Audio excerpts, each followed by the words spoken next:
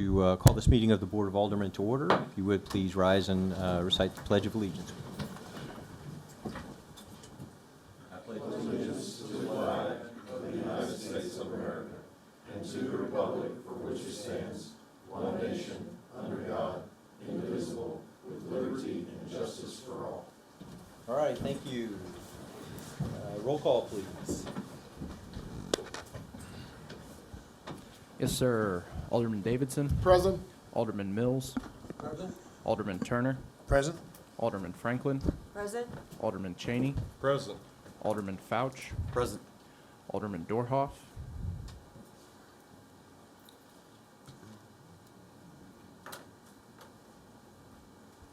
Alderman Milner is absent.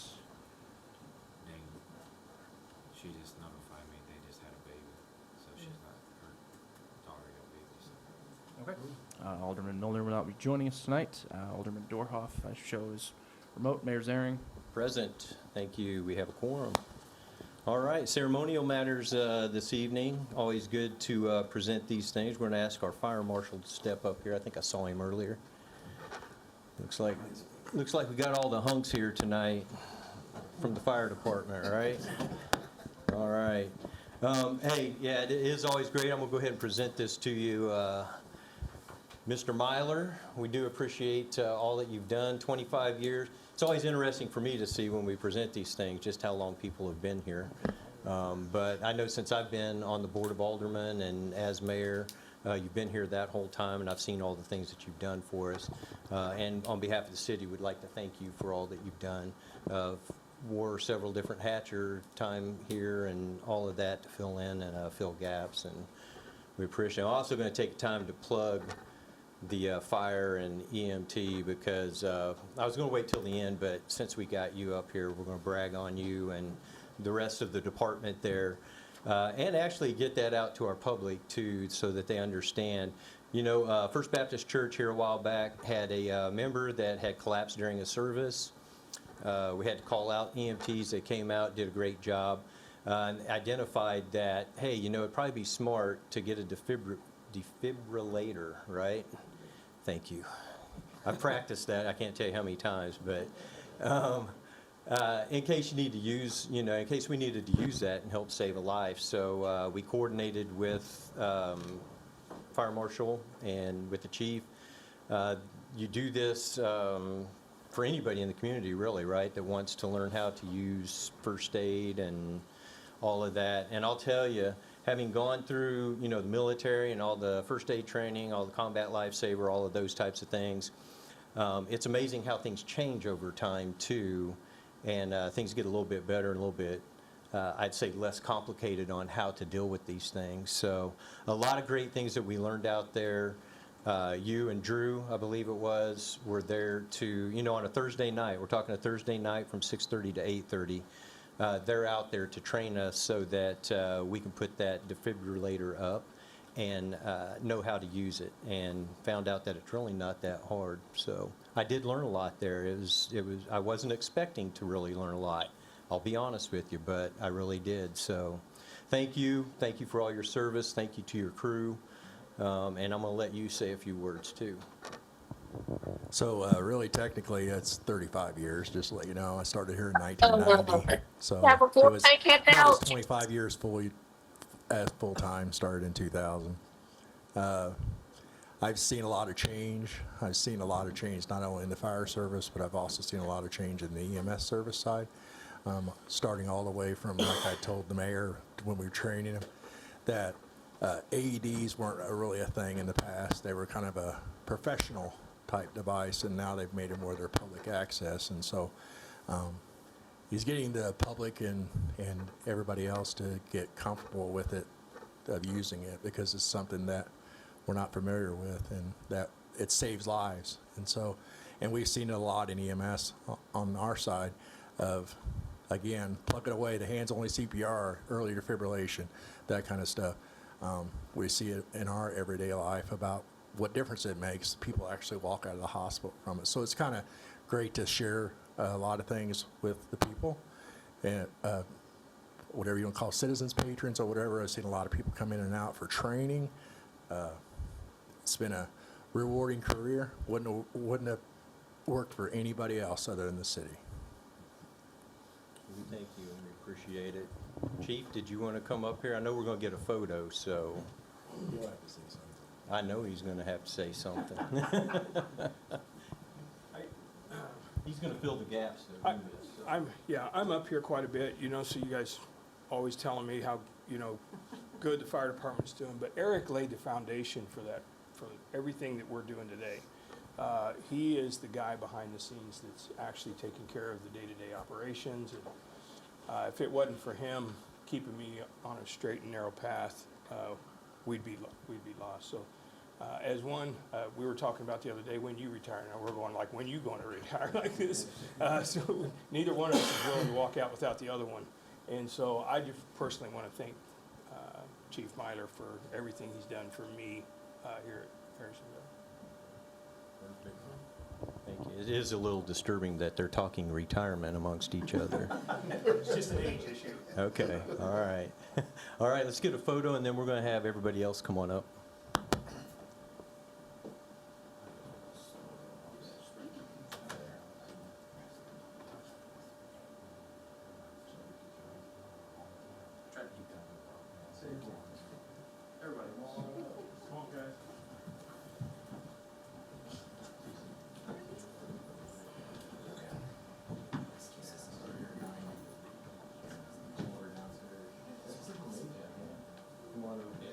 If you want to come forward just a little bit, or else not going to be able to move.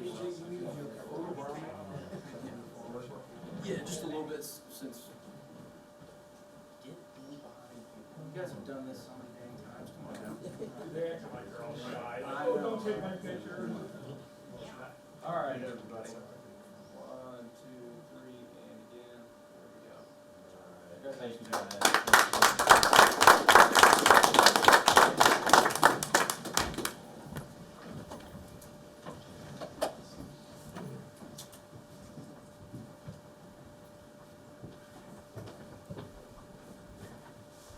All right, awesome. We had no public participation.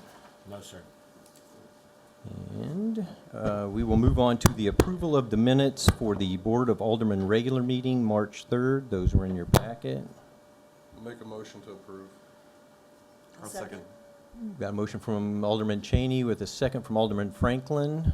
All in favor? Aye. Any opposed? Those stand as written. Next, we have the Board of Aldermen work session, approval of those minutes from March 3rd.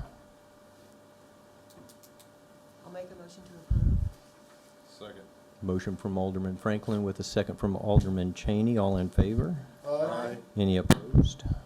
All right, and those stand. First item up for our agenda, I am going to open a public meeting that is on the vacation of certain portions of rights-of-way adjacent to lots 5, 6, 7, and 8 of Ventures subdivision located along Royal Street. Christina. Thank you. I'm going to keep this pretty short and to the point. So the city, or the applicant basically, were requesting that the vacation of certain portions of right-of-way adjacent to lots 5, 6, 7, and 8 of Venture subdivision be vacated. This is the currently established cul-de-sac of Royal Street. This is in exchange for some newly obtained right-of-way in association with the Royal Street Extension project, and we're recommending approval of this vacation of rights-of-way. All right. Any questions from, do we have anybody here tonight that wants to speak on that? This is a public hearing. All right. I can close the hearing. All right, I'm going to close the public hearing on that. And any questions from the board on this? No? All right. Thank you. Then what we are going to move on to is this will be the first reading of Council Bill 10. An ordinance of the Board of Aldermen of the City of Harrisonville, Missouri, vacating certain portions of rights-of-way as described below and attached associated with the Royal Street Extension Project and located adjacent to lots 5, 6, 7, and 8 of Ventures Subdivision, Harrisonville, Cass County, Missouri, and establishing an effective date. All right, thank you, sir. And that'll come back on here in 2 weeks. April 7th is when that will come back for a second reading. All right. Thank you, sir. Next up, we have an administrative, this is a administrative ordinance, Council Bill 11. Good evening, Mayor and Board. Tonight, this is just a correction of verbiage from the budget ordinance where we set the rates. When we copied the table over, it was inadvertently copied over to the power and demand rate, stating a first 1,000 and over 1,000 kilowatt hours. That is not the way power and demand is managed, metered, billed. And so it had kind of flown under the radar until somebody had looked up for the ordinance, and it was correct on this fee schedule, but not necessarily correct in the budget ordinance, so we're just correcting that verbiage so that we have a clean slate to work from here on out. I didn't answer any questions. Any questions from the board on that? All right, no questions. This is a, Make a motion we suspend the rules, move to second reading. all right, got a motion from Alderman Turner to suspend the rule on Council Bill 11 and move it to a second reading with a second from Alderman Mills, Alderman Davidson. Roll call, please. I'll just read it twice in a row. It's okay for us to go through with the vote right now. Doesn't matter. Alderman Turner, Aye. Alderman Davidson, Aye. Alderman Fouch, Aye. Alderman Franklin, Aye. Alderman Cheney, Aye. Alderman Mills, Alderman Dorhoff, Aye. Alderman Milner is excused. All right.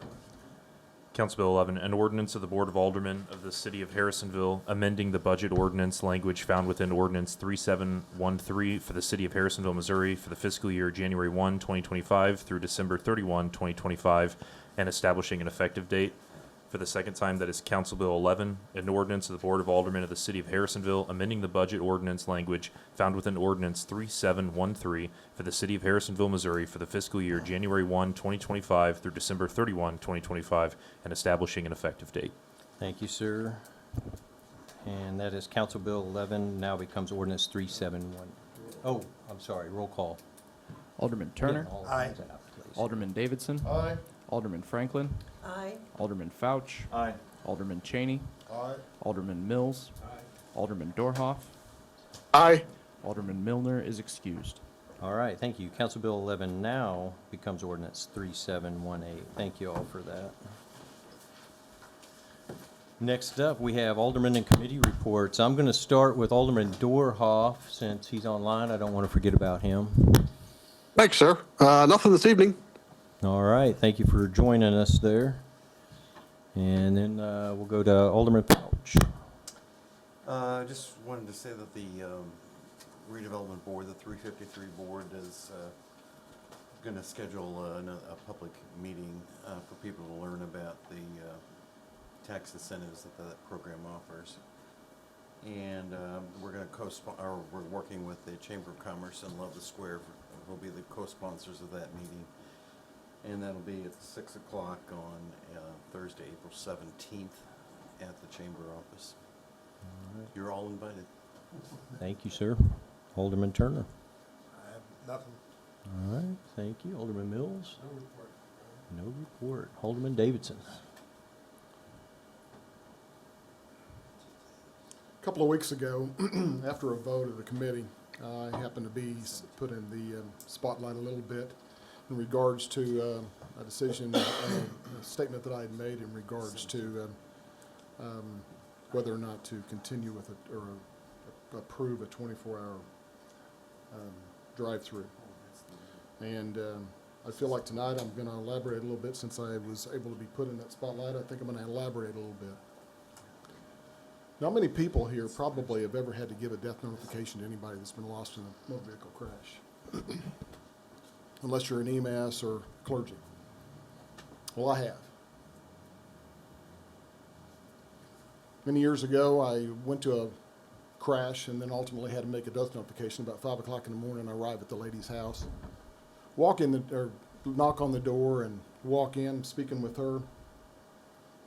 After I notify her that her husband's been killed in a motor vehicle crash involving an impaired driver, we pray. And then she says, "Gary, would you call Troy for me?" I didn't introduce myself as Gary at the time. I introduced myself as Trooper Davidson, as I always would.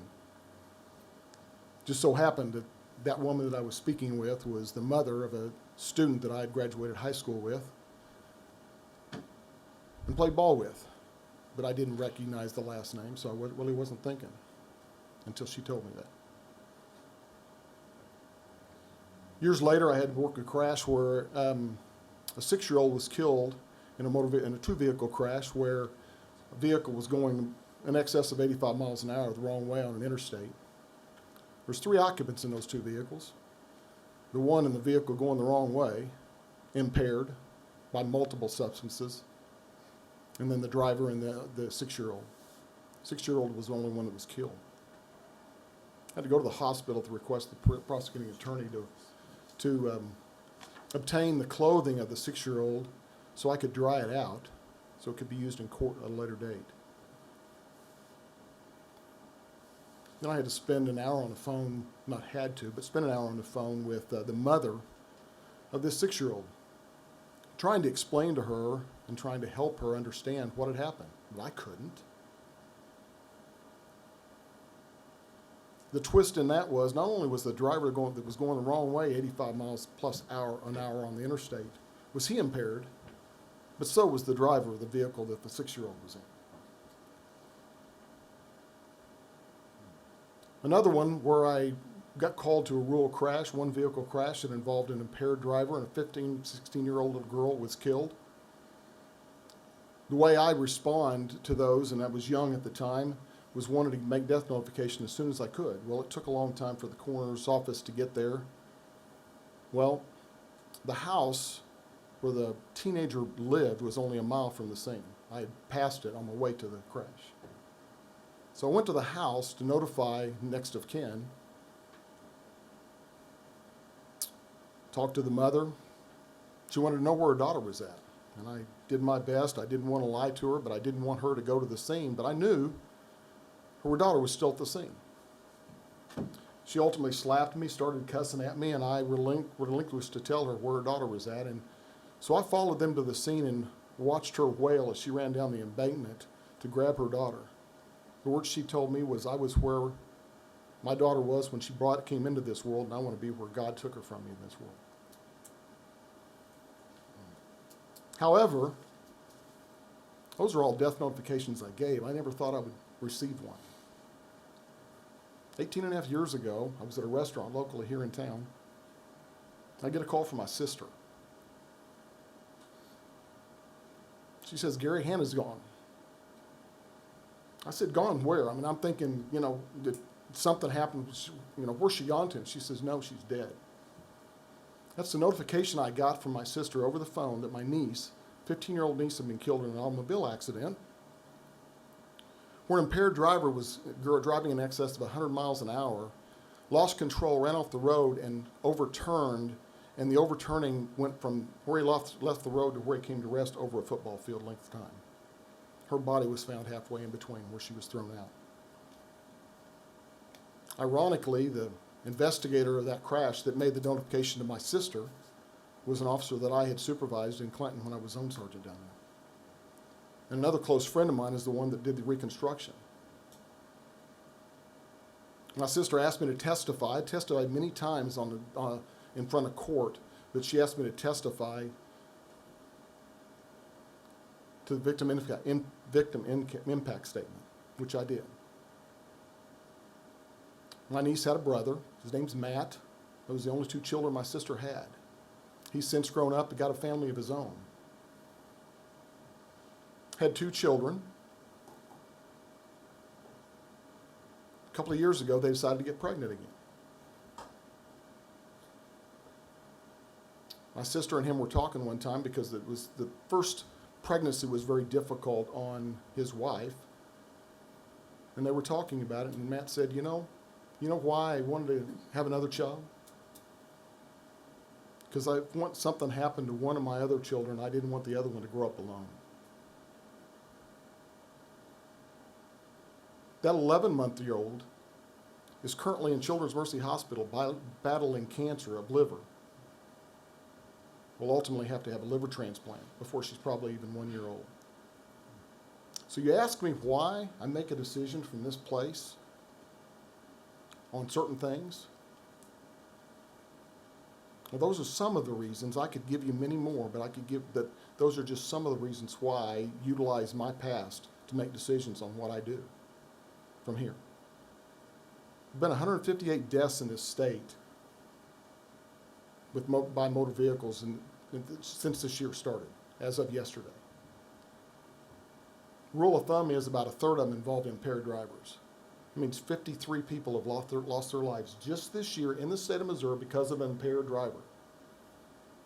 And if you listen to the statistics that come out of Colorado after marijuana was made recreational, they will tell you that things spiked. I don't know that that's going to happen here, but they will tell you in Colorado, in law enforcement, that things spiked when they did that. So I ask you, do you think any of these families that lost a loved one would rather have their loved one or $250,000? Well, I know what my family would choose, and I can probably figure what the most of them would choose. Thank you. Thank you, sir. Alderman Franklin?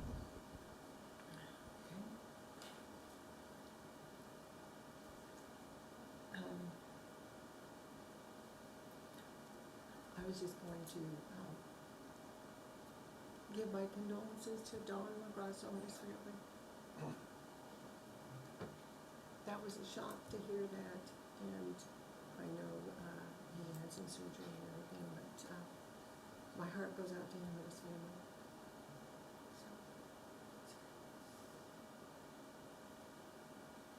So. Alderman Cheney? I have nothing to add. All right, thank you, sir. All right, the municipal court report from February is in your packets there. City Administrator, yes, report from the City Administrator. Yep.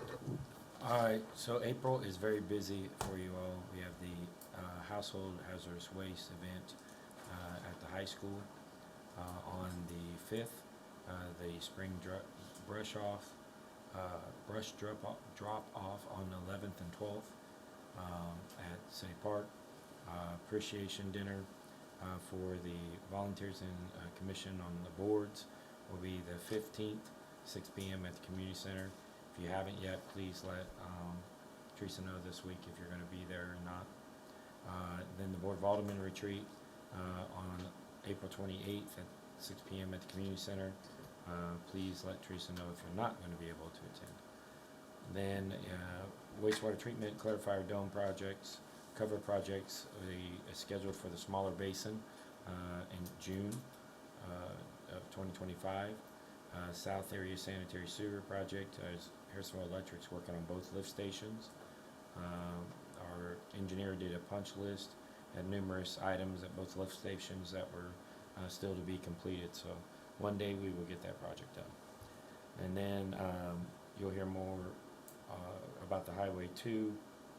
He submitted the State Historic Preservation Office and the Cultural Resource Study, as you've heard me say before, but additionally the city staff is waiting for a Lochner to finalize the form requests that are due for the elevation of the street bridge project. And then the airport tree removal, we did submit a request, and I signed off on the remaining grant funding, BIL funds for the MPE funds of the project, and it's a 95.5, and that's going to be for the tree removal that's requested by FAA for the incoming, outgoing planes. The windstorm that we had Friday into Saturday, thankfully we did not have any major electric outages. We had one tree fall on a service line in someone's yard, and so they dealt with that.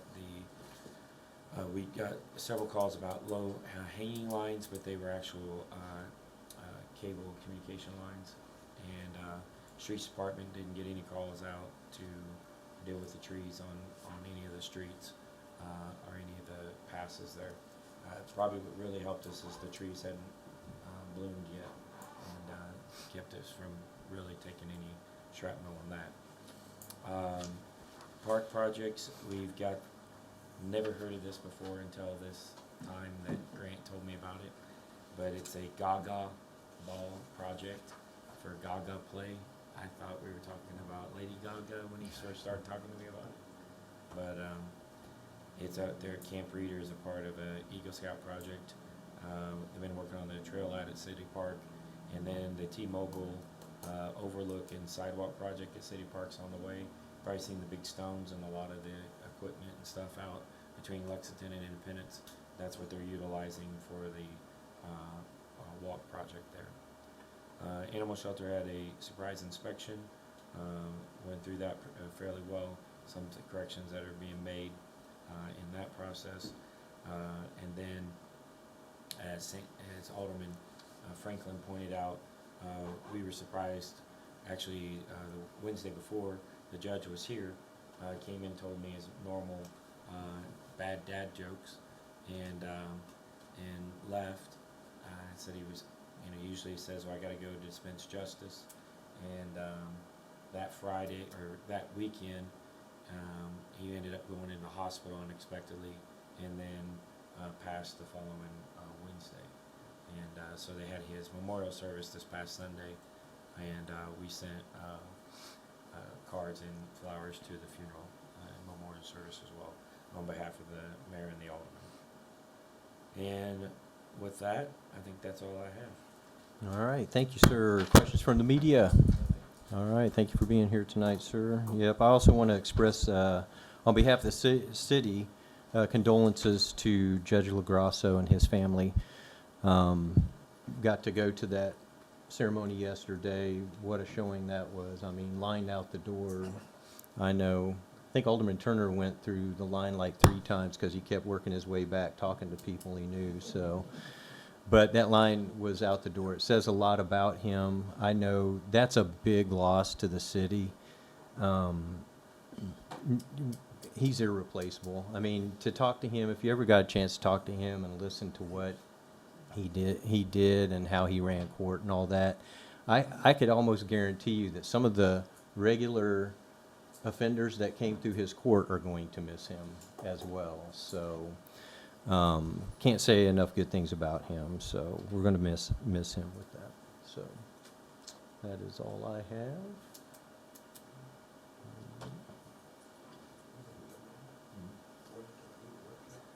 Nope.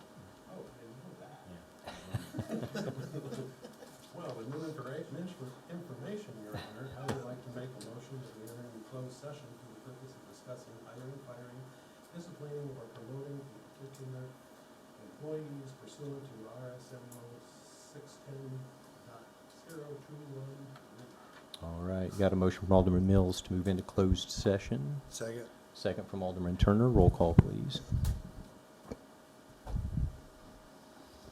Alderman Mills. Yeah, aye. Alderman Turner. Aye.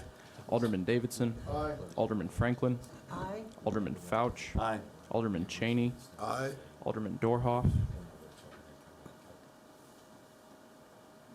All right, President. Alderman Thank you. Kellner. can't come Aye. them, so he doesn't need to recheck in. Okay, thanks. We got everybody. We're gonna move to the conference room, hold closed session in there, and then we'll come back out here. So.